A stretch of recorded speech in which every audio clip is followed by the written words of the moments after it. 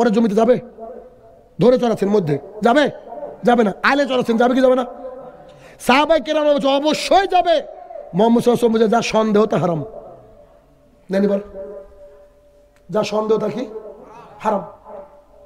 আনাস রাদিয়াল্লাহু তাআলা বলেন রাসূলুল্লাহ সাল্লাল্লাহু আলাইহি ওয়াসাল্লাম একদিন রাস্তা দিয়ে হাঁটছিলেন, একটা খেজুর কুড়িয়ে পেলেন, খেজুরটাকে তুলে উঠে বলছে আনাস, জি আল্লাহর রাসূল বলেন, বিশ্বাস করো আমার ইচ্ছা হচ্ছিল খেজুরটা খাই, তবে আমার মনে হলো এটা সাদকার মাল হবে। মনে হলো, নাও তো হতে পারে, নাও তো হতে পারে। তিনি বলছেন আমার মনে হলো যেন এটা সাদকার মাল হতে পারে, তাই আমি এটাকে খেলাম না। যেটা সন্দেহ সেটাকে ত্যাগ করলেন, যেটা সন্দেহ সেটাকে ত্যাগ করলেন। হাসান রাদিয়াল্লাহু তাআলা বলেন আমি যে জিনিসটার মধ্যে সন্দেহ থাকতো ওটাকে ভেতর থেকে হারাম মনে করে ত্যাগ করতাম। হাসান মানে রাসূল সাল্লাল্লাহু আলাইহি ওয়াসাল্লামের নাতি, কথা বুঝছেন? আন আবি দারদা রাদিয়াল্লাহু তাআলা আনহু قال قال رسول الله صلى الله عليه وسلم, আবু দারদা রাদিয়াল্লাহু তাআলা আনহু বলেন রাসূলুল্লাহ সাল্লাল্লাহু আলাইহি ওয়াসাল্লাম বলেছেন, কুল্লু রাসূলুল্লাহ সাল্লাল্লাহু আলাইহি ওয়াসাল্লাম বলেছেন লা ইয়াদখুলুল জান্নাতা গুদিয়া বিল হারাম, ওই ব্যক্তি জান্নাতে যাবে না যে হারাম খাদ্যকে তার নিজের জীবনকে গড়ে তুলেছে। জনাব, আমি হয়তো আপনাকে বুঝাতে পারবো না, আপনার বাড়িতে যদি আশা ব্র্যাক গ্রামীণ ডেস্টিনির কিতাব থাকে, বই থাকে, আপনি হারাম খাদ্য খেয়ে বেড়ে উঠছেন, রাসূল সাল্লাল্লাহু আলাইহি ওয়াসাল্লাম বলছে এসব দেহ জান্নাতে যাবে না। আবু হুরায়রা রাদিয়াল্লাহু তাআলা বলেন রাসূলুল্লাহ সাল্লাল্লাহু আলাইহি ওয়াসাল্লাম বলেছেন একটা লোক মুসাফির, মুসাফির মানে আমি শাহিনুর রহমান মুসাফির, মুসাফির আল্লাহর কাছে দোয়া করলে তার মাঝে আর দোয়ার মাঝে আর থাকে না, সরাসরি আল্লাহ কবুল করে মুসাফিরের দোয়া। এবার মুহাম্মদ সাল্লাল্লাহু আলাইহি ওয়াসাল্লাম বলছে কি সুন্দর উদাহরণ দেখেন, তিনি বলছেন একটা লোক মুসাফির, তার চুলগুলা এলোমেলো, গায়ের পোশাকে ময়লা দেখে লেগে আছে, বুঝতে পারছি অনেক দূর জার্নি করে আসছে। সেই লোক ফাঁকা মাঠে দুই হাত তুলে বলছে ইয়া রাব্বি, ইয়া রাব্বি, হে আমার প্রতিপালক, হে আমার প্রতিপালক, আল্লাহর কাছে দোয়া করছে। রাসূলুল্লাহ সাল্লাল্লাহু আলাইহি ওয়াসাল্লাম বলছে আচ্ছা বলো তো সাহাবীরা, এই লোকের দোয়া আল্লাহর কাছ থেকে কি আল্লাহ কি করে কবুল করবে? এই লোকের দোয়া আল্লাহ কি করে কবুল করবে? কেননা একটু আগে যে খাবার খেয়েছে হারাম, একটু আগে পানীয় খেয়েছে হারাম, একটু আগে পোশাকটা পরেছে তাও হারাম। ওয়া এই কথা বলতে বলছে গুদিয়া বিল হারাম, যার হারামে বেড়ে ওঠা, যার মানে লোন নিয়ে বেড়ে ওঠা, যার গ্রামীণের বই নিয়ে বেড়ে ওঠা, এই ব্যক্তি কি করে আল্লাহ তাআলা তার দোয়া কবুল করবে? গোটা গ্রামের লোক আজ থেকে যদি জর্দা ছেড়ে দেন, গ্রামীণের বইগুলোকে পুড়িয়ে দেন, আমার এক পয়সা লাভ হবে? আপনি তো আপনার জন্য বলছি না, আমি তো বক্তা, এর অর্থ এই না যে আপনাকে আমি কষ্ট দেব, কিন্তু আপনি আমার দিনী ভাই, আমি চাই আল্লাহর কাছে গিয়ে বলতে পারবো হে আমার প্রতিপালক, আমি ওই নান্দাইলে ওখানে গিয়েছিলাম মাবুদ, আমি দাওয়াত দিয়েছি। কারণ কি জানেন তো, আমি আজকে খুব গরম হয়ে কথা বলছি, আপনি কিয়ামতের মাঠে আল্লাহকে আল্লাহর সামনে দাঁড়িয়ে বলবেন কি জানেন, এই যে এই লোক গিয়েছিল, আমরা জর্দা খেতাম, আমাদেরকে নিষেধ করেনি, আল্লাহ তাআলা ডাক দিয়ে বলবে শুন শুন শুন শুন, জি আল্লাহ বলেন, তুমি কি বলনি? আমি বলবো আল্লাহ কি বলবো, আল্লাহ তো সব রেকর্ড আছে, রেকর্ড আছে না? আল্লাহ আমাকে 1 সেকেন্ডে 1.5 ঘন্টার বক্তৃতা শুনে দিবে। দেখ তুই বলেছিস কি, কোন জায়গায় বলেছিস দেখ। নুরুল ইসলাম অলিপুরি নামের একজন আলেম আছে, আপনারা তাকে চেনেন? আল্লাহ সত্যগতভাবে আরশে, আমি না সত্যগতভাবে কোথায়? আরশে। আমার ছেলে যদি কোনো বক্তব্যে বলে তাকে যে আল্লাহ সত্যগত, 35-এ পাস করার চেষ্টা করব না, আমরা আল্লাহর কাছে গিয়ে গোল্ডেন A+ পেতে চাই, পেতে চাই না? গোল্ডেন A+ পেতে চাই, এটা আমাদের নীতি গতি হওয়া উচিত। আপনি চাইলে আমি সারা রাত হাদিস শোনাতে পারবো এই হারামের উপর। এবার শুনেন, আপনাকে একটু ভালো করে বলি, জনাব আল্লাহ আছেন বলে উল্লেখ করা হয়েছে, যেমন ফজরের সালাত আদায় করতে হবে সাথে সাথে দেখেন কুতুব বলা হয়েছে, আমি প্রতিদিন বলি আদৌ বলছি, আল্লাহ তাকে 2012 সাল থেকে আজকে পর্যন্ত এই আল্লাহর গোলামকে ইবলিস আর তার বংশধর একদিনও ফাঁকি দিতে পারেনি। আল্লাহ সত্যগতভাবে আরশে। কথা বুঝছেন না? আমি প্রত্যেক রাত্রে ইবলিসকে বলি তোর বাপের ক্ষমতা থাকলে একদিন ঘুম পাড়ে, আমাকে একদিন ঘুম পাড়ে না ফজরে দেখি। আপনি তো আমার মতো জার্নি করেন, একদিন করলে মাথা ব্যথায় পাগল হয়ে যাবেন। ভাবেন আমচত্বর থেকে কত কিলোমিটার এটা, জার্নি করে গিয়ে আধ ঘন্টা ঘুমানোর সুযোগ পেলো আবার উঠে আমি আমার ছেলে যদি কোনো বক্তব্যে বলে থাকে যে আল্লাহ সত্যভাবে কোন স্থানে বর্তমান সময়ের চরম আজকে একটু দেরিতে আসা হয়েছে, এই জন্য আমি আর কিছুক্ষণ কথা বলবো, বেশি হলে আর কিছুক্ষণ কয়েক মিনিট আপনাকে একটু বোঝাই। এই লোকটার নাম কি, নাম বলবো, নাম বললে তো মানুষ রাগ করবে। আচ্ছা শাহিনুর রহমান, কি বল, শাহিন, এই লোকটার নাম সন্দেহ, ঠিক আছে না? অথবা কিছু একটা নাম বললাম, এক্স, এক্স এর নাম, এই হচ্ছে মুসলমান এক্স। এই লোকটা, এই ছেলেটা 20 বছর বয়স।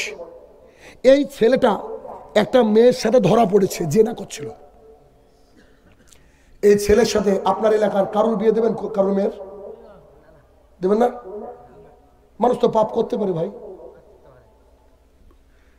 1 মাস যেতে না যেতে একটা ভাবির সাথে ধরা পড়েছে।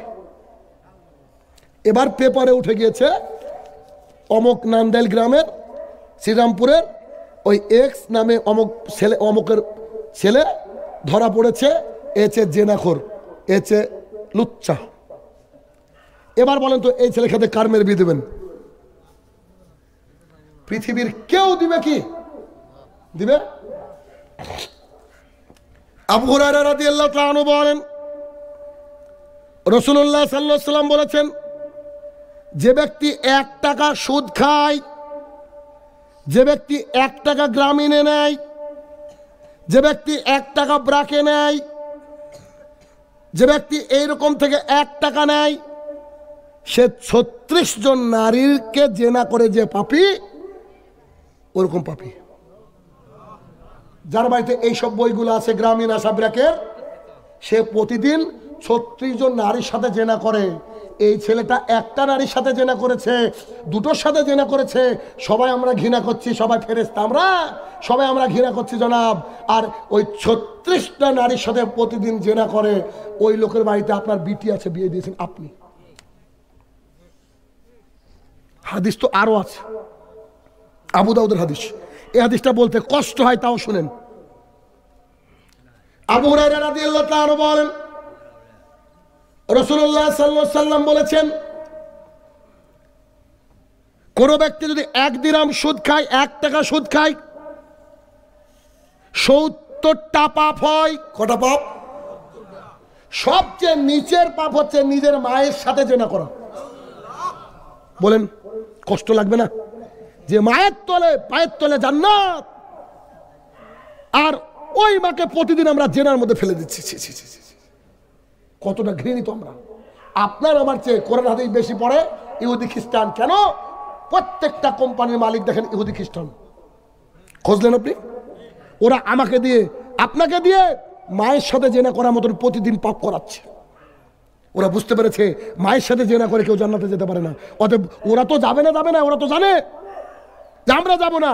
আমরা করবো কি? মুসলমানরা যদি কেউ না যায় তার জন্য চেষ্টা করছে। কারণ আপনার 2টো মেয়ে, একটা মেয়ের বিয়ের জন্য আপনি আজকে ওইখান থেকে লোন নিচ্ছেন না? আপনার দাদার 11টা মেয়ে ছিল, হাল চাষ করতো বেচারা, এলাকার কেউ চিনতো না, ওই শহরের বাইরে কেউ চিনতো না। সেই লোকের 11টা মেয়ের একটাকে বাড়িতে বসেছিল, সবাইকে বিয়ে দিয়েছে। কেন?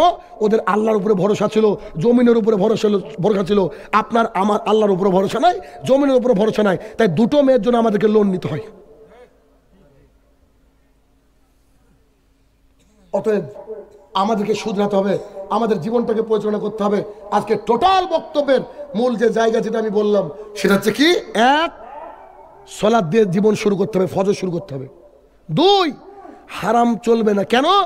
মুসলিম শরীফের হাদিস, রাসূলুল্লাহ সাল্লাল্লাহু আলাইহি ওয়াসাল্লাম বলছেন, ইন্নাল্লাহা তাইয়্যিবুন লা ইয়াকবালু ইল্লা তাইয়্যিবা। আল্লাহ পবিত্র, পবিত্র জিনিস ছাড়া আল্লাহ গ্রহণ করেন না। 3 নম্বর একটা বিষয় না বললে নয়, ছেড়ে যাচ্ছে, এই জন্য বলছি, একটু কথা বোঝার চেষ্টা করেন। এই এলাকার বুরখার পার্সেন্টেজ কত? 100 জনে কজন মহিলা বুরখা পরে বলেন তো? সবাই পরে? বুরখা কি আপনার দাদি যে বুরখা পরতো ওই বুরখা, নাকি ফিতি বেঁধে টানা বুরখা? ওটা আবার বুরখা নাকি? অত বুরখার মধ্যে ওকে ভালো লাগে মডেলিংও, টাইট ফিট বুরখা। তো টাইট ফিট আবার বোরখা হয় নাকি? আইসক্রিম কি গরম হয়? আইসক্রিম যদি গরম হয় তো বোরখাও টাইট ফিট হয়। যেমন তারাবি মানে হুজুর বুঝাতে তাড়াতাড়ি, বুঝলেন না? তারাবি হুজুর বুঝেছে তাড়াতাড়ি, আর আমাদের 8 টাকার তারাবিতে 2 ঘন্টা 2.5 ঘন্টা এখনো লাগে, আর ও 37 টাকার নামাজের প্যাকেজ কমপ্লিট 30 মিনিটে। আবার একটু লম্বা যদি সোরা কেরাত হয়, পিছন থেকে লুকমা দেয়। তোমার মতো তো মোটরসাইকেলে ঘুরে বেড়ায় না, মাঠে নিরায় নিরায়, বলে না?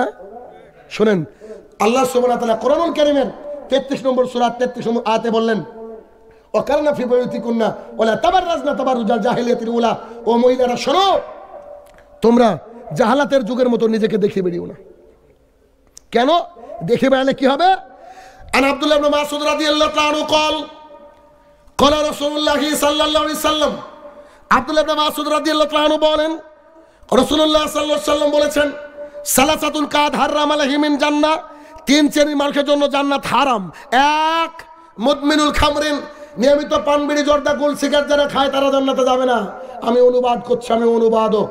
2, রাজুলাতাম মিন নিসাই, পুরুষের বেশধারী নারী জান্নাতে যাবে না।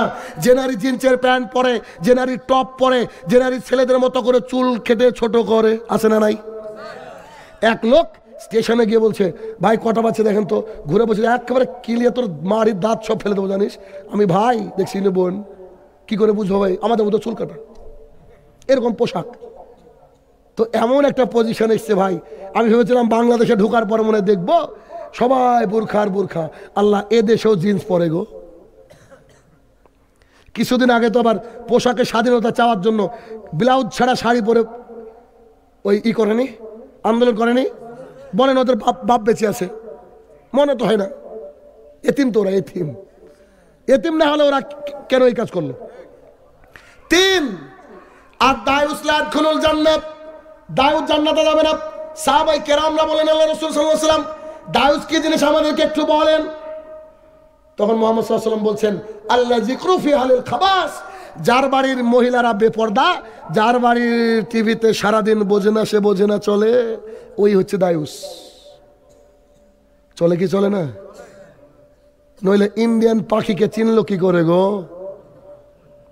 ইন্ডিয়ান পাখিকে চিনছে, আর বাংলাদেশের এক কুলাঙ্গার আর এক কুলাঙ্গারনি ইন্ডিয়াতে গিয়ে কাঁচা বাদামকে ভাইরাল করছে।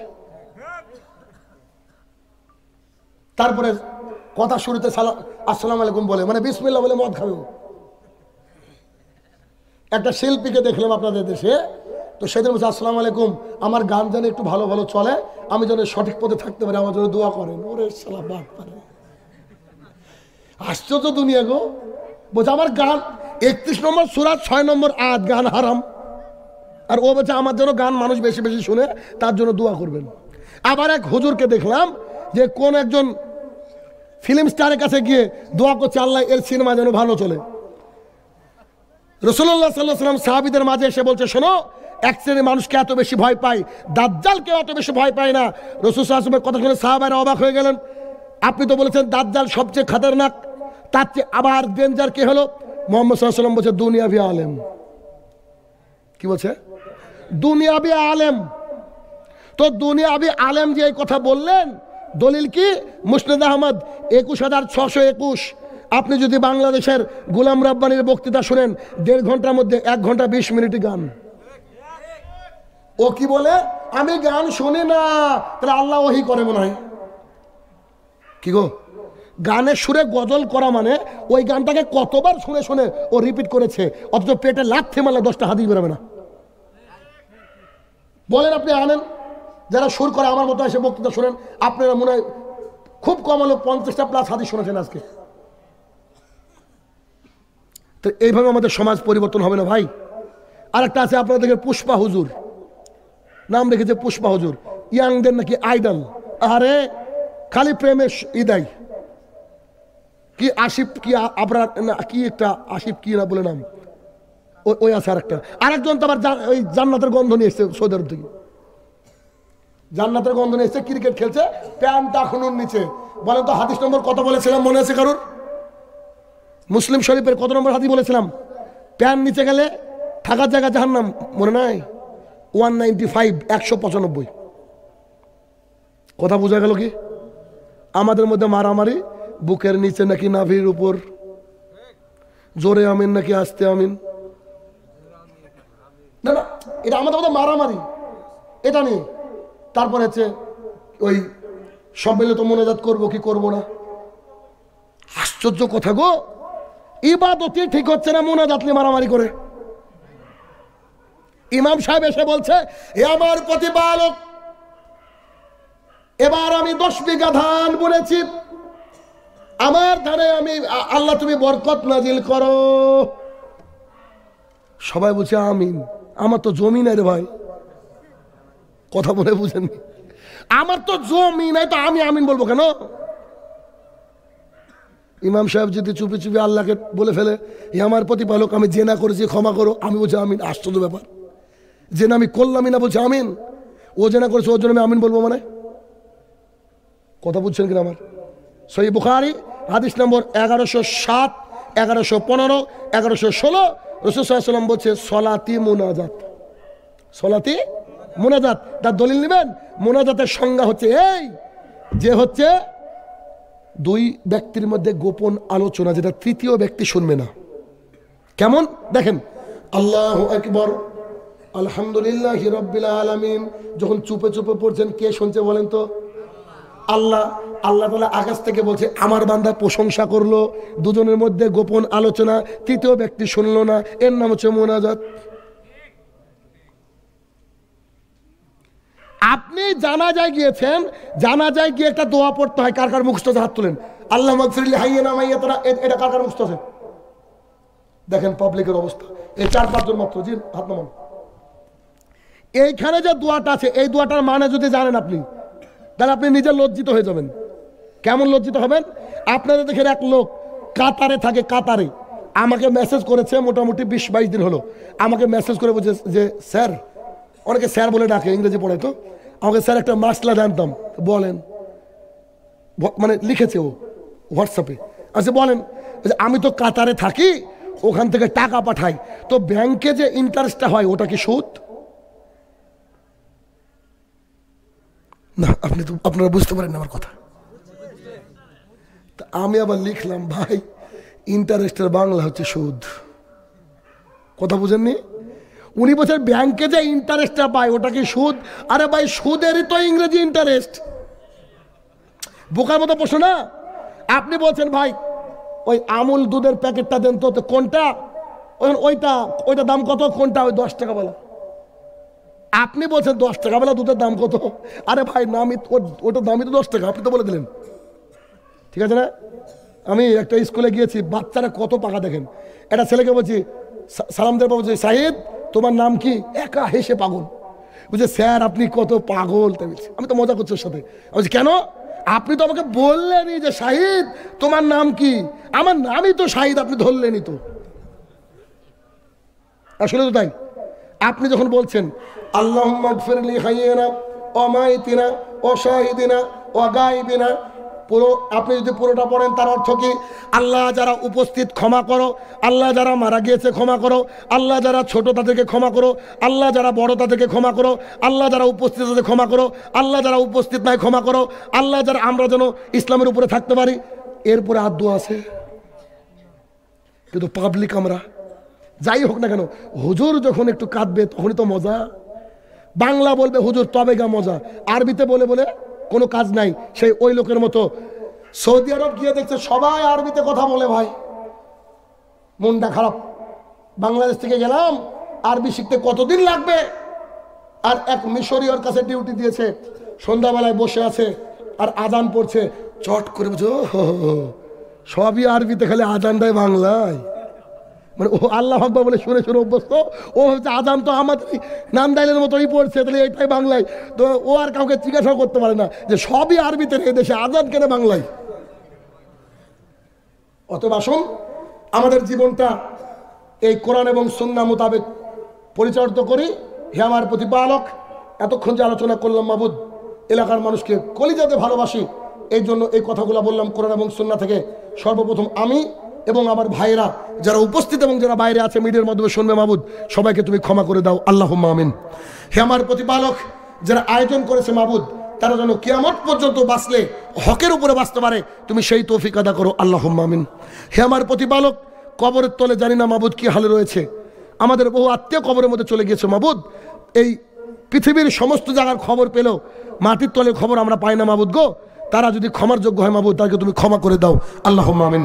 হে আমার প্রতিপালক, আমরা পাপে জর্জরিত মাবুদ, অনেকেই ফজরে উঠতে পারি না মাবুদ, আমরা সবাই যেন ফজরে উঠে অতদিন পর্যন্ত সালাত আদায় করতে পারি যতদিন আমাদের কাছে মৃত্যু উপস্থিত হচ্ছে, সেই তো তৌফিক আদা করো, আল্লাহুম্মা আমিন। হে আমার প্রতিপালক, এই পৃথিবীর বুকে আমরা যেন সবাই হানাফি, শাফি, মালিকি, খারিজি, মুতাজিলা নয় মাবুদ, সবাই যেন লা ইলাহা ইল্লাল্লাহর ভিত্তিতে, মুহাম্মদ সাল্লাল্লাহু আলাইহি ওয়াসাল্লাম আমাদের শিক্ষক এই ভিত্তিতে, আল্লাহ তাআলা আমাদের গাইডদাতা এই ভিত্তিতে আমরা যেন একসাথে। অতঃপর সমগ্র মানব জাতির শিক্ষক, সমগ্র মানব জাতির পথ প্রদর্শক মুহাম্মদুর রাসূলুল্লাহ সাল্লাল্লাহু আলাইহি সাল্লামের উপর শত কোটি সালাত ও সালাম বর্ষিত হোক, আমরা বলি আল্লাহুম্মা আমিন। মির্জাপুর টাঙ্গাইল অন্তর্গত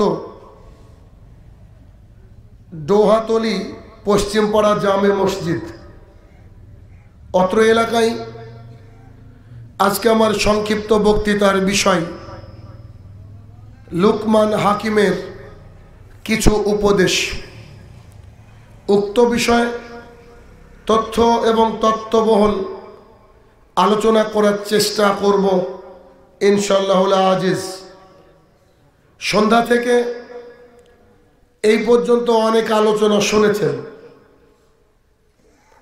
শোনার পর এমন দু একটা কোরআনের আয়াত, দু একটা হাদিস কি কেউ সংগ্রহ করেছেন যে এখানে বসে সিদ্ধান্ত নিচ্ছেন যে আগামীকাল থেকে মানব? করেছেন? আল্লাহ তাআলা বলছেন, তোমরা যদি বলো আমি ঈমান আনলাম, আমি আল্লাহ ছেড়ে দেব না, পরীক্ষা হবে। অতএব আপনারা কি কোনো একটা হাদিস আপনার অন্তরে আজকে নাড়া দিয়েছে, এমন হাদিসটা শুনিনি, এই হাদিসটা আগামীকাল থেকে মানবো ইনশাল্লাহ, এরকম কোনো হাদিস শুনেছেন আজকে? দেখুন এখন আর ইনশাল্লাহ নাই, কেন? মাঝে বলেছি না যে পরীক্ষা করা হবে। বিষয় হচ্ছে কিয়ামত পর্যন্ত যদি কোরআন এবং সুন্নাহ শুনেন, যদি মনে না রাখতে পারেন, নিজের জীবনে অ্যাপ্লাই না করতে পারেন, তাহলে এগুলো শুনে কাজ নাই। কথা বুঝছেন আমার? মানে এই ঠান্ডার রাত্রিতে আজকে একটু ঠান্ডাটা কম আছে আলহামদুলিল্লাহ, মানে বসে থেকে এখানে থাকলেন, ভাগিদারি হলেন, যাওয়ার সময় দেখছেন যে ব্যাগের মধ্যে কিছুই নাই, তাহলে কি বোকার পরিচয় হয়ে গেল না? হাট করতে গেলেন, বাজার করতে গেলেন, ব্যাগ ভর্তি করে সবজি, মাছ, মাংস নিলেন, বাড়িতে গিয়ে দেখছেন যে ব্যাগের তলাটায় কাটা ছিল, ব্যাগ খেয়াল করে দেখছেন তলা দিয়ে সব পড়ে গেছে, আফসোস হবে কি হবে না? তাহলে আপনারা এই যে সন্ধ্যা থেকে বসে আছেন, আমি ওখান থেকে শুনতে পাচ্ছিলাম সুবহানাল্লাহ, আলহামদুলিল্লাহ, আল্লাহু আকবার, কি চিৎকার, কিন্তু এখন ব্যাগের মধ্যে খুঁজেন খুঁজেন খুঁজেন চেষ্টা করেন, কিছু নাই। তাহলে কি হলো? লাভ হলো কি? লাভ হলো না। বলেন তো পৃথিবীতে সবচেয়ে বড় পাপ কোনটা? কে? শিরক। শিরকের উপরে আর পাপ নাই? কি সবাই বলছেন শিরক? সামনে থেকে শুনতে চাইছি, সবাই বলছেন শিরক, তাই না? কিন্তু শিরক কাকে বলে বুঝেন? আল্লাহর সাথে কাউকে শরীক করাকে বলা হয় শিরক। মাশাআল্লাহ, আপনারা তো অনেক কিছু জানেন, তাহলে আপনাদের দেশে এত মাজার কেন? যেহেতু জানেন যে আল্লাহর সাথে শরীক করার নাম হচ্ছে শিরক, তাহলে এত মাজার তো হওয়ার কথা ছিল না। যেমন জ্ঞানী মানুষ সিগারেট খায় না, কেননা সিগারেটের গায়ে লেখা থাকে টোবাকো কজেস ক্যান্সার, এটা খেলে তোর ক্যান্সার হবে, মরবি। তো এটা যদি কোনো মানুষ খায় তাহলে বুঝে নিতে হবে ও স্কুলে গিয়েছে, কলেজে গিয়েছে, আদৌ তো শিক্ষিত না। বুঝছেন? তাহলে শিরক আমাদেরকে ভালোভাবে বুঝতে হবে। আপনার এখানে পাটের আবাদ হয়? পাট হয়।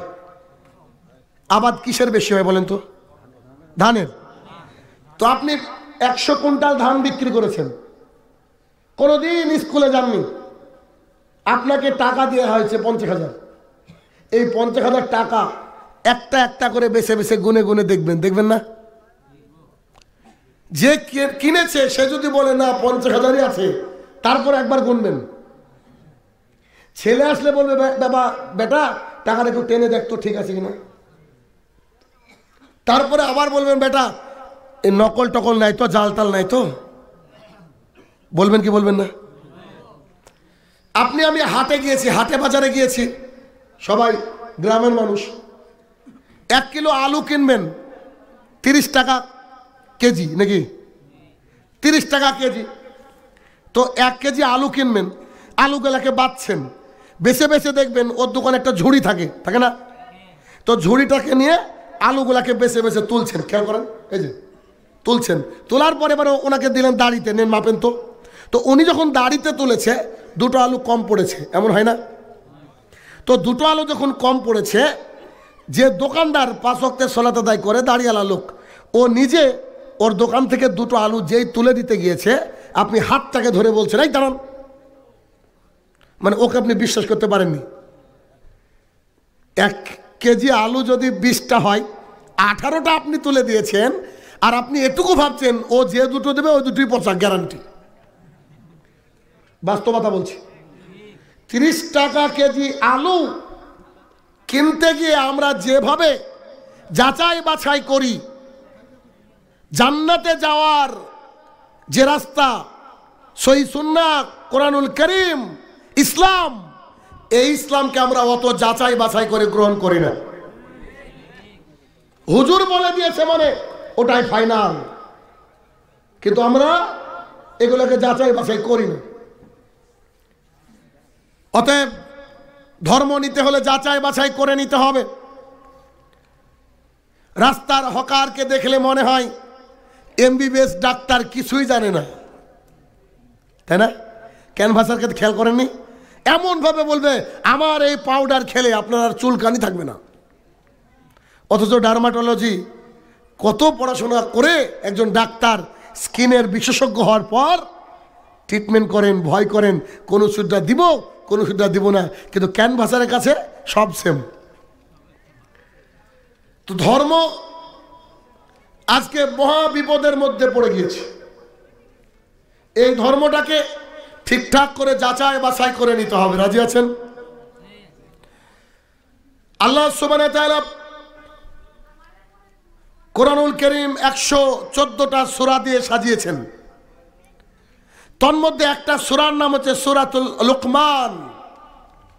লুকমান নামের একজন ব্যক্তি ছিলেন, যিনার ছেলের প্রতি উপদেশ আল্লাহ তাআলার ভীষণ ভালো লেগেছে।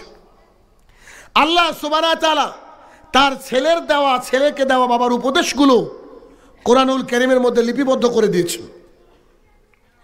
লুকমান হাকিম তার ছেলেকে অনেক উপদেশ দিয়েছেন, তার মধ্যে আমরা কয়েকটা উপদেশ শুনব।